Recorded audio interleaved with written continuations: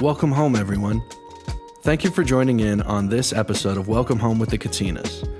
Welcome Home is a podcast where I, your host Josh, sit down for a conversation with different people who I admire and discuss whatever's on their mind, and especially focus on life at home in times like this. Wherever you are and however you're listening, thank you for your support, and once again, welcome home.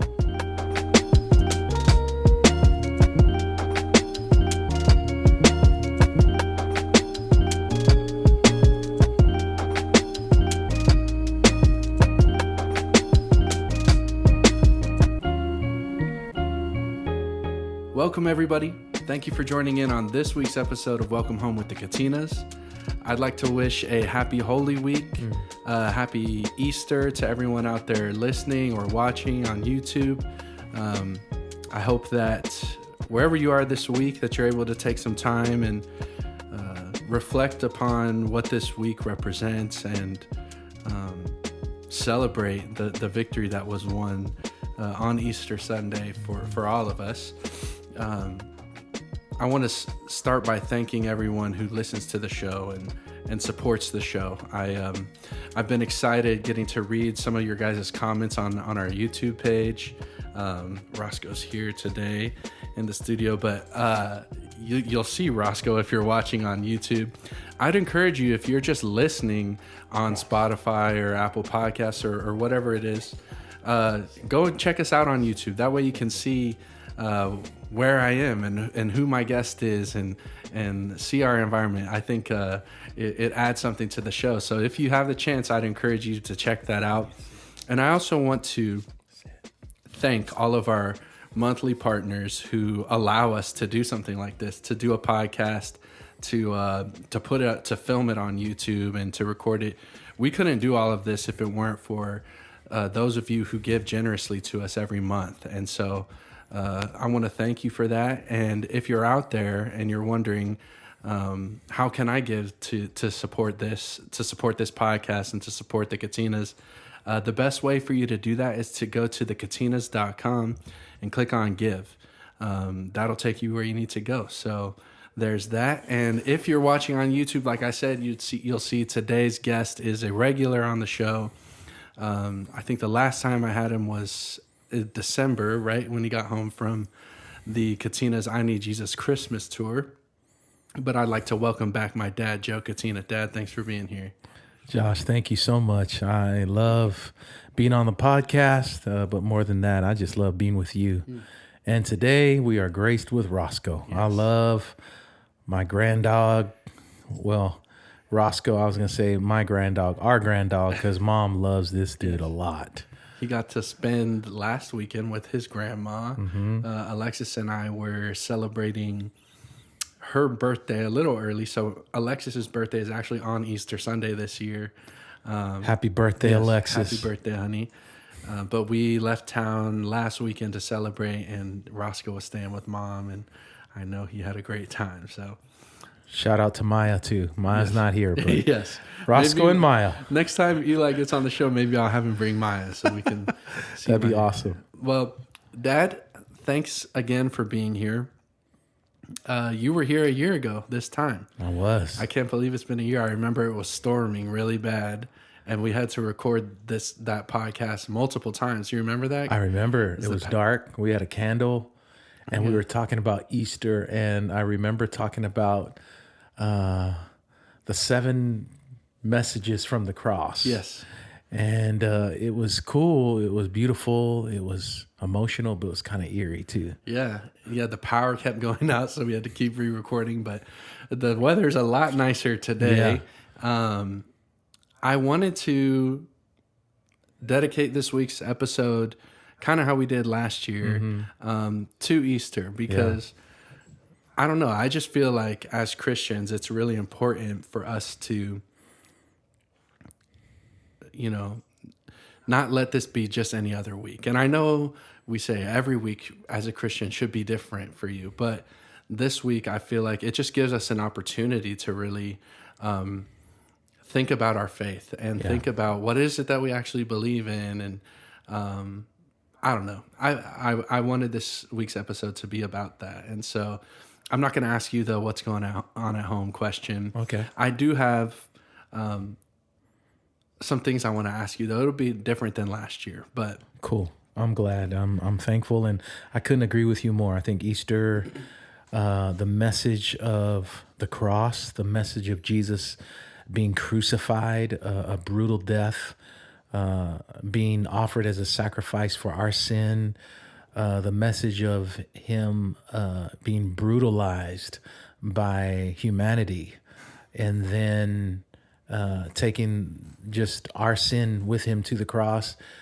being buried in a tomb that was not even his, a borrowed tomb, and then the story of the empty tomb. As you and I know, in our Christian faith, it's more than just a story; it's a reality. And so, man, I feel honored that you would invite me back. But just on, I would say, the most important week of the Christian faith, the Holy Week. So thanks, Josh. of course that. Well, as you know, our listeners don't know this, but you know this, that one of the Christmas gifts that me and Alexis gave you this past Christmas was a subscription to a thing called Storyworth. We're going to give them a free advertisement now. Yeah. But what Storyworth is every week it sends you a question, and it's a writing prompt kind of, and you write your answer. And at the end of the year, they're going to compile all the stories that you've written over the year and print them out into a book for us. By the way, that's one of the most memorable gifts I ever received, Josh. So, in fact, my mom and I went to celebrate our 30th year anniversary just a few weeks ago. I got to get caught up on my stories. So thank you and Alexis so much. Yes, of course, Deb. Well, the reason I bring that up is because a lot of the writing prompts are kind of questions about things in your childhood or things from the past. And one thing I wanted to ask you today, if you could, it's going to be kind of like a Storyworth thing, but I would love to hear what Easter Sunday was like in the Katina household when you were a young kid. How did you guys spend your Easters? Oh man, thanks for taking me back. I have some very vivid memories of Easter. I have memories of Easter here in America, where when I was born, and where I was born, all the uncles were born, and then I have vivid memories of Easter in Samoa. So my earliest memories of Easter in Oceanside was, I must have been 5 years old, and I remember mom and dad taking us to the mall. I think it was a mall, and for our family to go to the mall back then, that was like, it was almost the equivalent of going to Disneyland. I mean, because we didn't go to the mall, we didn't shop. You know, the way we used to shop was mom would buy our clothes from, there used to be a store called Kmart. I don't know if you remember Kmart, or she would go to Kmart or wherever you could get the best deals, and then she would bring our clothes, and that's what we would wear. Well, for Easter Sunday, I remember mom and dad loading us up in the van, and I think they prepared us all week, like, we're going to go shop. We're going to go buy some Easter clothes. And so that was a big deal to get something new to wear on Easter Sunday. And I remember all of us brothers, we bought suits. Did I ever tell you this story? We bought suits and new, the whole nine, mom and dad bought it for us. And I remember, I don't know if all of the brothers, they were all different suits, but mine was like, it was very polyester and it was stretchy. Okay. And it was comfortable but hot, and I wasn't used to wearing a suit. And I think I even remember the color of mine. It was like I'm going to say light green, but there's a better color to describe it than just light green. And I thought I was looking really good. And, you know, as kids would do, I was 5 years old probably, and just running around after church, and I tripped and fell. And I put a hole in my new Easter suit. So that's one thing I remember. I don't know if we got Easter baskets, but our church, we did do an Easter egg hunt. Oh, wow. But Josh, I think my memory of that, back in the day, we didn't have the plastic eggs filled with candy. They just boiled regular eggs and kind of colored them, and then hid them all over the place. And then I remember in the Easter egg hunts, we would have like 2 golden eggs, and whoever found the golden egg would get this big basket. Now, you got 7,500 kids out there trying to go after only 2 golden eggs in all of it. Come on, man. That's funny. And then, church was a big deal. But, when I was a kid, it was all about the Easter egg hunt, the new clothes. And then when we moved to Samoa, I remember having an Easter egg hunt as well. I don't think we got new clothes, but we would always learn a new song, for Easter. Me and the uncles would sing it, or the youth group or Sunday school classes would put on an Easter program. So I have good memories of Easter growing up. Yeah. That's awesome, Dad. Yeah. If you don't mind, I'd like to share some memories. Please do. Because I remember, especially when we were younger, Easter Sunday was always like, you guys were not home on Easter Sunday because it was a big date for you guys every year. Luckily, over the past couple years, you guys actually have been here in the area, so we've been able to spend Easter with you guys. Yes. But when we were younger, usually it was just me, Eli, and Mom at home. And I would love to take this opportunity to say thank you to Mom and my aunties because their husbands were always on the road too, and they were home with their kids. And Mom and the aunties would always do something for Easter for me and my cousins and Eli. I remember many times, well, first off, Mom always had Easter baskets for me and Eli. Shout out to Mom. I remember one year, I don't know why, this is the Easter basket I remember. She gave me a VHS tape of Bible Man for Easter one year. Wow. I think we might have still been living back in Creve Hall that year. Yeah. And you were a Bible Man fan. Yes, Bible Man. If you were a young Christian in the early 2000s, and you know who Bible Man is. Bible Man was the man. Yes. I don't know. Mom always had the Easter baskets for me and Eli. And then we usually would, like the Saturday before, we would usually dye eggs. That was always a fun memory. And then on Easter Sunday, we would all go to church with Mom and the aunties and the cousins. They would dress us up nice. And then we usually would have some sort of like a luncheon at some park. We like a potluck thing. And I remember, I don't know if it was every year, but several years, the aunties and Mom would set up an Easter egg hunt for us. And I don't know, just looking back on those are great memories and fun memories. And it wouldn't have been possible if it weren't for Mom and the aunties. And obviously you guys were out working hard, but they were creating those memories for us too. Dude, I do want to join you in telling Mom and all the aunties thank you. So I don't want to go too far off course, but uncles and I were working on a documentary, as you know, that will hopefully be coming out soon.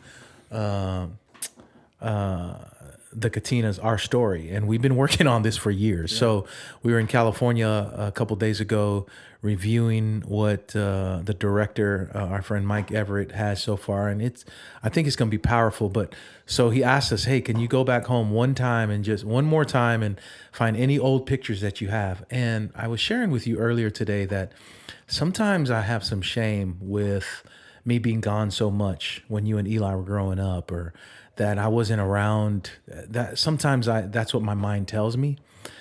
But I was going through these family pictures, and it was almost like it was an opportunity for God to comfort me, because man, we did a lot. You and I'm sure I went through pictures with Easter egg hunts or Easter, and a lot of the Easters I wasn't home. There was a few that I was home, but then I'm just so thankful to Mom for catching the memories. And also I want to thank Mom for, man, because of her in our family, we celebrate birthdays big. We celebrate holidays big. We've had vacations that she has pictures of. I got a note. I went to a note to where she wrote that. I sent it to the family thread. She actually wrote, it must have been to someone who was babysitting. I think it was Miss Kim, because she babysat Eli a lot when I was gone and Mom had to be gone. and it was Eli's schedule. And then on the other side, Miss Kim wrote on this day something. Was it February or January? Yeah. At 1:59 p.m., Eli rolled over. Yeah. So again, I want to talk about Easter, but it was like God took me down memory lane and reminded me that, hey, man, no shame. Yeah. You were present there. You did a lot of good things with your family, and I'm thankful for those Easter memories. Yeah. So am I. So if you guys are listening, mom or aunties, thank you guys for making Easter special for me and my cousins, and making a lot of days special. I probably don't say it enough how grateful and honestly impressed I am with the way that you guys were able to hold it down, having husbands who were traveling a lot and being at home with young children. But that's fun to hear about Easter, Dad, from your childhood. I'll be honest. Last Easter, literally, I remember. I don't know if you remember. After we sang, shout out to World Outreach Church in Murfreesboro, our family was having us back. This is our third Easter in a row to be there. Last year, after we sang after church, remember Grandpa and Grandma were there, and we had this big Cracker Barrel potluck at the church where you had brought food in, and I don't know if there's 50 of us or something like that. We all got to have Easter together. This Easter, the aunties, I think Auntie Kathy planned it out. Auntie Kathy and Auntie maybe Jessica, who we're all getting together at a park like the olden days. Yes. I think there might be about 50 people there. Yeah. So I'm looking forward to it. What's funny too is we're kind of combining. We're Easter. Oh, yeah. And then I never realized this, but our family has a lot of April birthdays. A lot. And so we're doing Alexis, my wife being one of them, but we're celebrating birthdays as well. All of the April birthdays, I think. And yeah, aunties always know how to celebrate. They always come through. Yep. Speaking of last thing, and not last thing, but happy birthday, Chrissy. Today's Auntie Chrissy's birthday. Happy Auntie birthday. Chrissy, one of our April birthdays. Happy birthday. All right, Dad. Well, I want to ask this, kind of staying with your childhood or Easter in your childhood. Do you remember when you guys had moved to Samoa and Grandpa was pastoring the church? What do you remember at all, like what his preparation was as a pastor for Easter Sunday? Because that is probably the biggest Sunday of the year for pastors across the world. Yeah. How would Grandpa prepare? Well, I can only speak for Grandpa because he's the only pastor that I was around growing up. Grandpa, he was all about the preparation. I don't know if it was something that he learned as a kid or something that he learned in the military.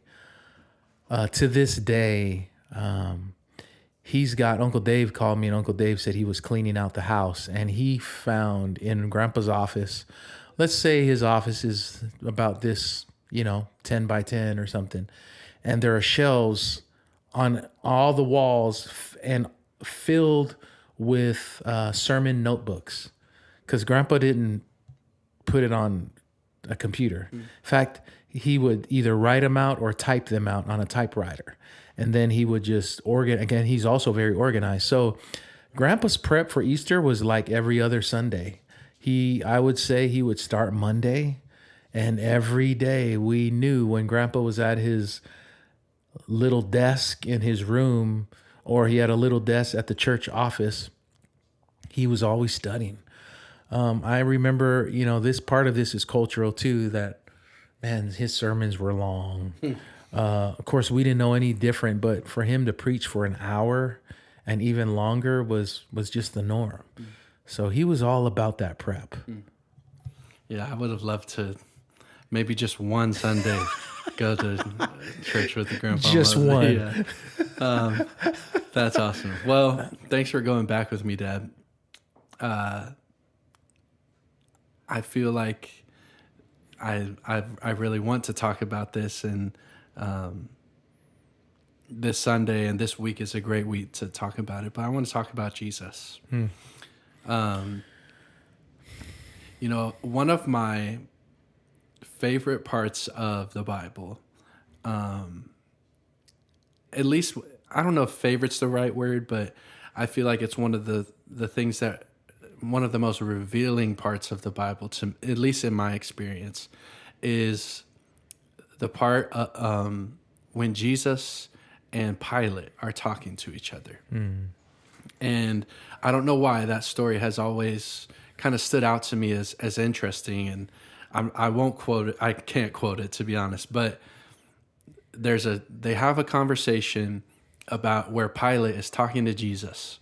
And Pilate, who's a man in authority,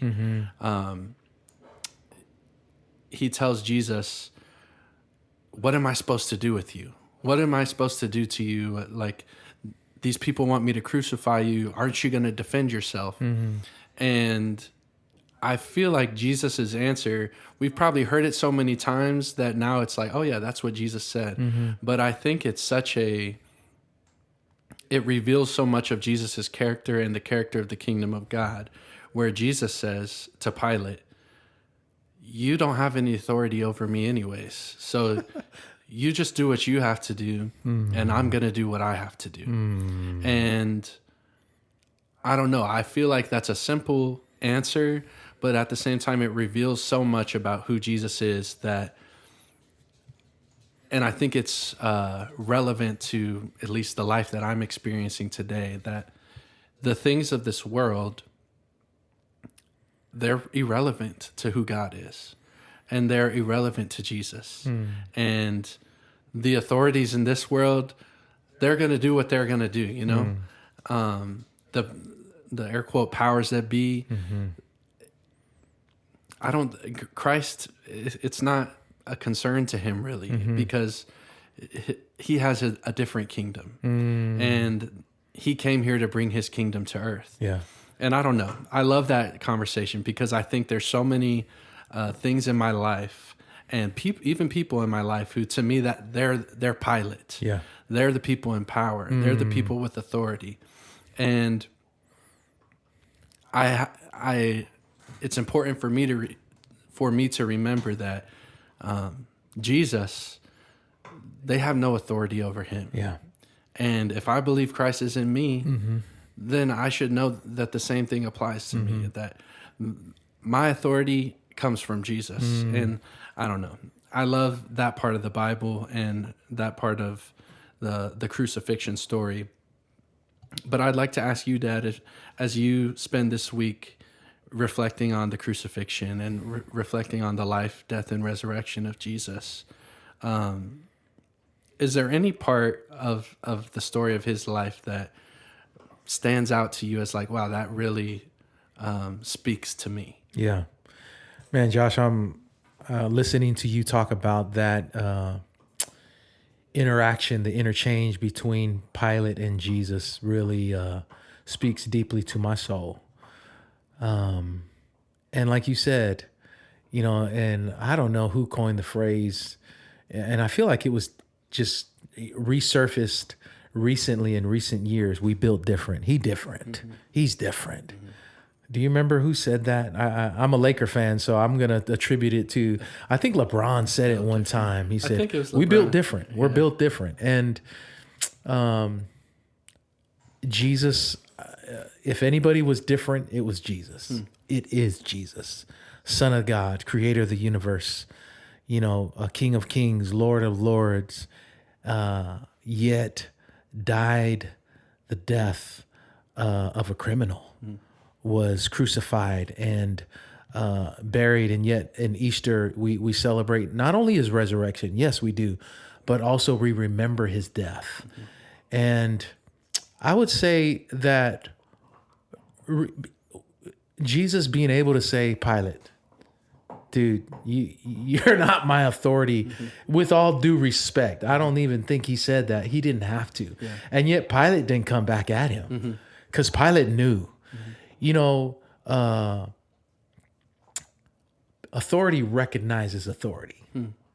If you're in leadership, you know when you're in the presence of somebody even greater than you. There's no way Pilate could have denied that. He felt it. I wonder if he was scared, like, these people are telling me.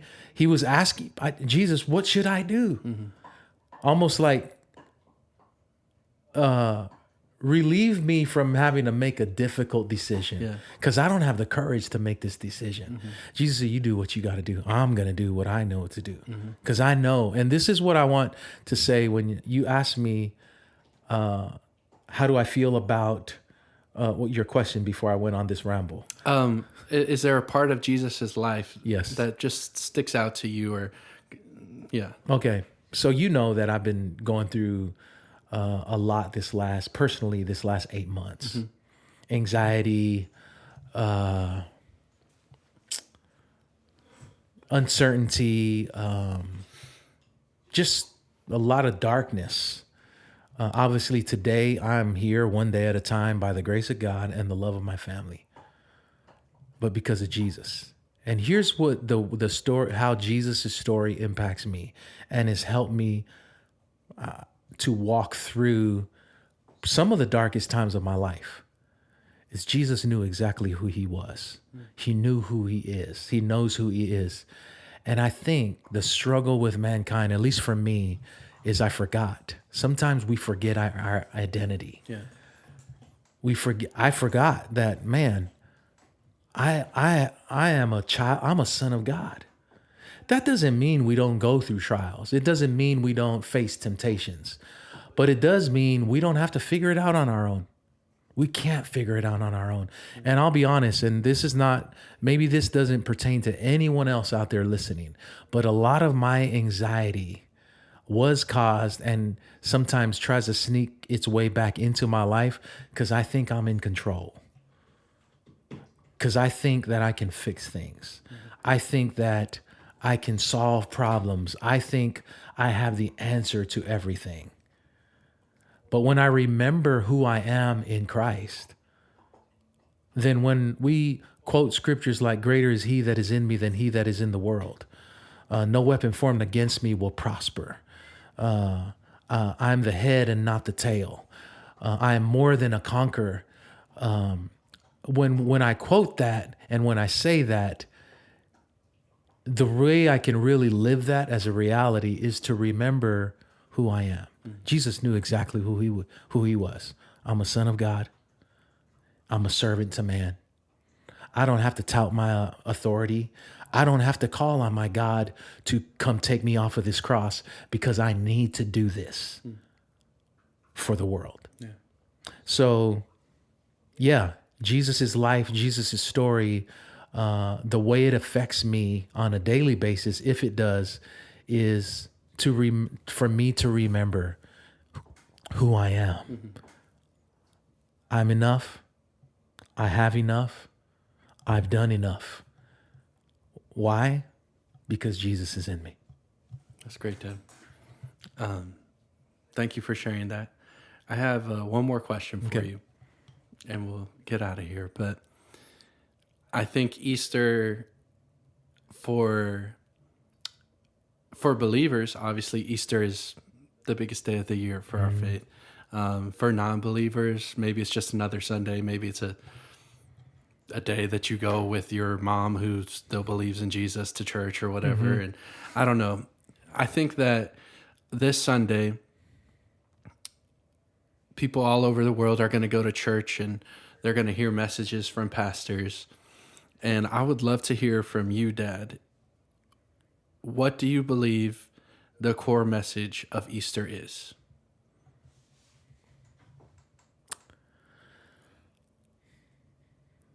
The core message of Easter is that there is hope for us, hope for everyone, whoever will believe. Life is promised to you, but life comes through death. I think mankind, I don't know of anyone, in their right mind or in health that we all want to live, right? Now, sometimes we go through problems, we go through situations, be it family struggles, mental illness, personal struggles, defects, just problems that sometimes we lose hope and we're like, man, is it really worth living? that is the exception. But for the most part, people want to live. And sometimes I think that we don't realize that full living is not just peace, joy, and love. No, full living is all of it. And that's why I think in the Bible, when it says, Jesus said, in this world, you're going to have trouble. But take heart, I have overcome the world. He's basically saying, hey, you're going to go through stuff. Man, we have a lot of stuff. People are going through a lot of stuff. You're listening right now, and you know what I'm talking about. You're carrying a lot of weight. But I want to just encourage you with this. Maybe you don't have to carry that weight.